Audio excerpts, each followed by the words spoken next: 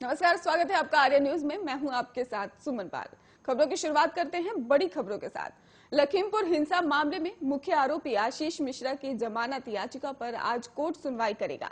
बता दें आपको कि बीते शुक्रवार कोर्ट ने ही आशीष मिश्रा की दूसरी जमानत याचिका को खारिज कर दिया था और जिसके बाद शनिवार को आशीष मिश्रा की ओर से जिला जज की अदालत में दोबारा जमानत अर्जी दाखिल की गई और जिस पर आज सुनवाई करेगा कोर्ट। और आपको बता दें कि मामले की जांच कर रही एसआईटी ने भी बीते दिनों आशीष मिश्रा समेत मामले में शामिल 13 आरोपियों पर गैर इरादतन हत्या की धाराओं को हटा देकर सोची समझी साजिश के तहत ही हत्या की धाराओं को कोर्ट के आदेश पर जोड़ा था। और इसके साथ ही आपको बता दें कि जांच अधिकारी की अर्जी पर ही सुनवाई करते हुए कोर्ट ने आशीष मिश्रा समेत 13 आरोपियों की रिमांड नई धाराओं के तहत ही बनाई थी।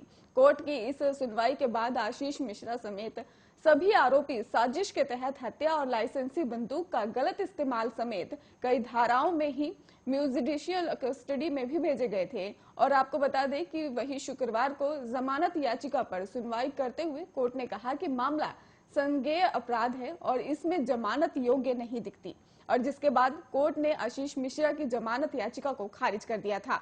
लखीमपुर खीरी की तिकुनिया में ही 3 अक्टूबर को 4 किसानों को एक एसयूवी कार ने ही द्वारा कथित तौर पर कुचला दिया था और इसके बाद से ही जब वे एक कार्यक्रम में कृषि कानूनों के खिलाफ विरोध प्रदर्शन कर लौट रहे थे तभी एक घटना को वारदात को अंजाम दिया गया था। और कार्यक्रम में ही उप मुख्यमंत्री केशव मौर्य और केंद्रीय मंत्री अजय मिश्रा टेनी मौजूद थे। किसानों का आरोप है कि एसयूवी अजय मिश्रा टेनी की थी और जिसमें उनका बेटा आशीष मिश्रा था। आशीष मिश्रा को गिरफ्तार कर लिया गया है और किसान अब केंद्रीय मंत्री को बर्खास्त करने की मांग कर रहे हैं क्योंकि वो भी इस मामले में आरोपी।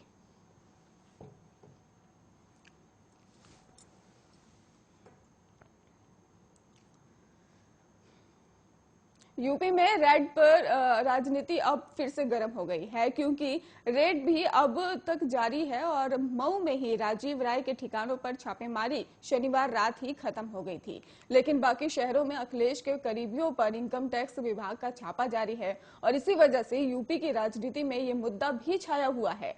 और अखिलेश यादव और बीजेपी नेताओं के बीच वार पलटवार का फिलहाल सबसे बड़ा मुद्दा यही है जिस पर अब अखिलेश यादव को कांग्रेस की प्रियंका गांधी का साथ मिल रहा है। और शनिवार को ही रायबरेली में अखिलेश यादव ने कहा था कि आईटी विभाग के ही बाद ईडी और सीबीआई भी आएगी और अब यही बात लखनऊ में पोस्टरों के जरिए कही जा रही है।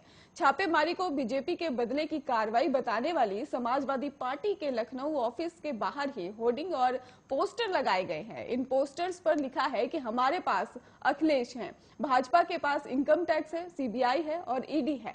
और अखिलेश की पार्टी नया इन्वेक्शन गढ़ रही है और income tax plus CBI plus ED equal to BJP. और अखिलेश यादव लगातार अपनी हर चुनावी सभा में और प्रेस कॉन्फ्रेंस में कह रहे हैं कि बीजेपी जानबूझकर केंद्रीय एजेंसियों का इस्तेमाल कर रही है क्योंकि बीजेपी यूपी चुनाव में डरी हुई है। अखिलेश यादव ने कल कहा कि पहली बार देखने को मिल रहा है कि यूपी में समाजवादी पार्टी की सरकार ना बन जाए और इसलिए इन संस्थाओं का इस्तेमाल हो रहा है। जहां बीजेपी चुनाव हारती है वहां इन संस्थाओं को आगे करती है। इस प्रियंका गांधी ने मामले में ही अब अखिलेश यादव को कांग्रेस का साथ जो है वो मिल रहा है। और प्रियंका गांधी ने कहा सच है कि बीजेपी की केंद्र सरकार केंद्रीय एजेंसी का गलत इस्तेमाल करती है और मेरे साथ भी किया गया था। प्रियंका गांधी ने कहा कि ये सरकार अपनी एजेंसियों का ऐसे ही इस्तेमाल करती है, जहां चुनाव होते हैं वहां किसी न किसी को प्रताड़ित करती है। और इस छापे के बारे में ज्यादा पता नहीं, लेकिन केंद्र सरकार एजेंसियों का दुरुपयोग करती है। मेरे केस में भी यही किया गया था और अखिलेश को विपक्ष का भी साथ मिल रहा है। ये तय है कि अपनी चुनावी सभाओं में अखिलेश यादव इनकम टैक्स के छापेमारी को बदले की कार्रवाई बताकर वोट बटोरने की कोशिश करेंगे। भारत में ओमिक्रॉन केस लगातार बढ़ रहे हैं और वहीं दिल्ली में बढ़ते कोरोना केसों ने एक बार फिर से खतरे की घंटी बजा दी है। एक्सपर्ट चेतावनी भी दे रहे हैं लेकिन लोग अब भी लापरवाह नजर आ रहे हैं। एम्स प्रमुख डॉक्टर रणदीप ने ओमिक्रॉन के बढ़ते मामलों के बीच चेतावनी दी है। उन्होंने कहा कि देश को किसी भी हालात का सामना करने के लिए तैयार रहना चाहिए। रणदीप गुलेरिया ने कहा कि हमें तैयारी करनी होगी और उम्मीद करनी चाहिए कि यहाँ हालात उतने खराब ना हो जितने यूके में हुए थे। हमें और डेटा की जरूरत है और इसके साथ ही उन्होंने कहा कि जब भी दुनिया में केस बढ़ेंगे तो हमें बहुत निगरानी रखने की जरूरत है और उसके हिसाब से ही तैयारी करने की भी जरूरत है। एम्स निर्देशक रणदीप गुलेरिया ने ही इस चेतावनी के मायने आपको दिल्ली के आंकड़ों से समझ में आएंगे। दिल्ली में कल कोरोना के 107 केस सामने आए और संक्रमण दर 0.17 पर पहुंच गई थी और ये बीते 6 महीने में सबसे ज्यादा 25 जून को 115 कोरोना केस सामने आए थे, जबकि 22 जून को संक्रमण दर 19% थी। और वहीं देश में ओमिक्रॉन केस बढ़कर 150 के पार पहुंच गए हैं। आंकड़ों के बढ़ने के साथ ही दिल्ली में कोविड बेडों और अलग अस्पतालों की तैयारी शुरू हो गई है। महाराष्ट्र में ओमिक्रॉन के आज 6 और मामले सामने आए हैं और नए ओमिक्रॉन मामलों के बाद देश में कुल मामले बढ़कर रविवार को 157 हो गए। मुंबई में 31 दिसंबर को ही धारा 144 लगा दी गई थी और ताकि भीड़ भाड़ ना हो और लोग ओमिक्रॉन से सुरक्षित रह सके। मुंबई में 19 दिसंबर तक ही ओमिक्रॉन के 18 केस सामने आ चुके हैं।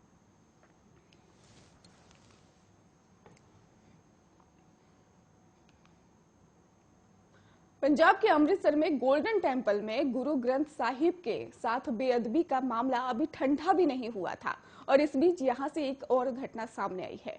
कपूरथला के निजामपुर गांव में ही गुरुवार के एक शख्स ने निशान साहिब के साथ बेअदबी की है, जिसके बाद ग्रामीणों ने आरोपी की बेरहमी से पिटाई कर दी। इसका एक वीडियो भी बनाया गया है जो सोशल मीडिया पर तेजी से वायरल हो रहा है, जिसमें एक कमरे में आरोपी शख्स कोने में बैठा दिखाई दे रहा है। आसपास कुछ लोग खड़े घटना के बारे में बता रहे हैं और वीडियो में ग्रामीण कहते हैं कि उनके बगल में ही पुलिस चौकी है, लेकिन वो आरोपी को पुलिस को नहीं सौंपेंगे और वो शख्स को अपनी कस्टडी में ही रखेंगे। उन्होंने सिख संगठनों को भी बुलाया। रिपोर्ट्स के अनुसार कहा जा रहा है कि ग्रामीण का कहना है कि अब वही लोग इसका फैसला करेंगे। स्थानीय लोगों ने दावा किया है कि बेअदबी के बाद व्यक्ति ने भागने की कोशिश की लेकिन पकड़ा गया और एक अन्य रिपोर्ट में पता चला है कि आरोपी को पुलिस को सौंप दिया गया है। बताया जा रहा है कि निशान साहिब की बेअदबी के आरोपी की भीड़ ने पिटाई की और जिसके बाद उसकी मौत हो गई। अमृतसर में स्वर्ण मंदिर में ही शनिवार की घटना के बाद से ही रविवार को कपूरथला के निजामपुर में ही कथित बेअदबी का मामला सामने आया। आरोपी की पिटाई के बाद मौत हो गई। बीजेपी की जन विश्वास यात्रा की शुरुआत एक साथ अंबेडकर नगर, मथुरा, बिजनौर, झांसी, बलिया और गाजीपुर से हुई और पार्टी के राष्ट्रीय अध्यक्ष जेपी नड्डा अंबेडकर नगर इस यात्रा को झंडी दिखाकर ही रवाना किया। उनके साथ पार्टी के प्रदेश चुनाव प्रभारी और केंद्रीय मंत्री धर्मेंद्र प्रधान और केंद्रीय मंत्री कौशल किशोर भी मौजूद रहे। मथुरा से मुख्यमंत्री योगी आदित्यनाथ यात्रा को रवाना किया। बीजेपी के प्रदेश अध्यक्ष स्वतंत्र देव सिंह पार्टी मुख्यालय में बताया कि अंबेडकर नगर से ही शुरू होने वाली यात्रा अयोध्या, गोंडा, बलरामपुर, श्रावस्ती और बहराइच और लखीमपुर, सीतापुर, हरदोई, उन्नाव, रायबरेली, बाराबंकी होते हुए लखनऊ के काकोरी में समाप्त होगी। मथुरा से यात्रा अलीगढ़, हाथरस, आगरा, फिरोजाबाद, मैनपुरी, एटा, काशगंज, बदायूं, शाहजहांपुर और पीलीभीत होते हुए बरेली में समाप्त होगी और बिजनौर के बिदुर कुटी से यात्रा का शुभारंभ केंद्रीय सड़क परिवहन और राजमार्ग मंत्री नितिन गडकरी, उप मुख्यमंत्री केशव प्रसाद मौर्य और केंद्रीय मंत्री संजीव बालियान करेंगे। ये मुजफ्फरनगर, सहारनपुर, शामली, बागपत, मेरठ, गाजियाबाद और गौतम बुद्ध नगर, बुलंदशहर, हापुड़, अमरोहा और मुरादाबाद, संभल से होते हुए रामपुर में समाप्त होगी। रक्षा मंत्री राजनाथ सिंह, उप मुख्यमंत्री दिनेश शर्मा और केंद्रीय मंत्री साध्वी निरंजन ज्योति झांसी से यात्रा को रवाना करेंगी। ये ललितपुर, महोबा, बांदा, चिरकुट, फतेहपुर, हमीरपुर, जालौन, औरैया, इटावा, फर्रुखाबाद, कानपुर देहात होते हुए कानपुर में समाप्त होगी और एमपी के मुख्यमंत्री शिवराज सिंह चौहान बलिया से यात्रा का शुभारंभ करेंगे, जो मऊ, आजमगढ़, गोरखपुर, देवरिया, कुशीनगर, महाराजगंज, सिद्धार्थनगर और सतंक वीरनगर होते हुए बस्ती तक जाएगी। केंद्रीय मंत्री स्मृति ईरानी गाजीपुर से यात्रा का शुभारंभ करेंगी। मौके पर श्रम मंत्री स्वामी प्रसाद मौर्य और कानून मंत्री ब्रजेश पाठक उपस्थित रहेंगे। यात्रा चंदौली, सोनभद्र और मिर्जापुर, प्रयागराज, कौशाम्बी, प्रतापगढ़, भदोही, वाराणसी और जौनपुर, सुल्तानपुर होते हुए अमेठी में समाप्त होगी। और स्वतंत्र देव ने कहा कि 2017 के चुनाव से बीजेपी के पूर्ववर्ती सरकार की खामियों को उजागर करने के लिए यात्रा निकाली थी और इस बार अपनी सरकार की उपलब्धियां बताने के लिए यात्रा निकाल रहे हैं। उन्होंने बताया कि ये सभी यात्राएं 403 विधानसभा क्षेत्रों से होकर गुजरेंगी।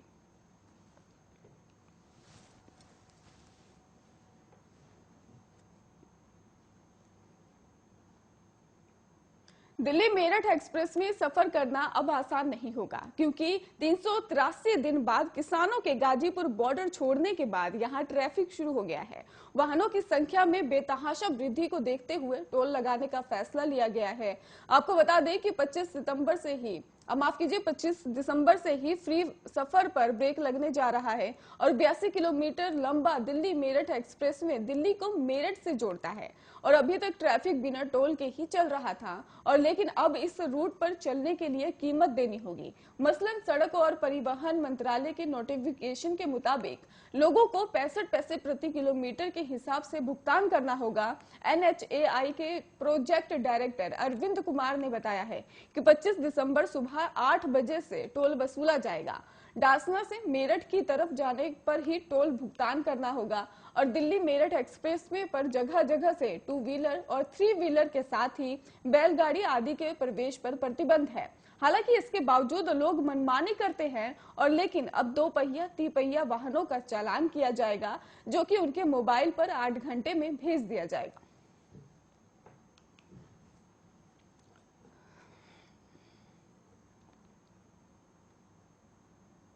गहलोत मंत्रिमंडल के विस्तार के बाद भी कांग्रेस पार्टी में अंदरूनी खींचातान थमने का नाम नहीं ले रही है।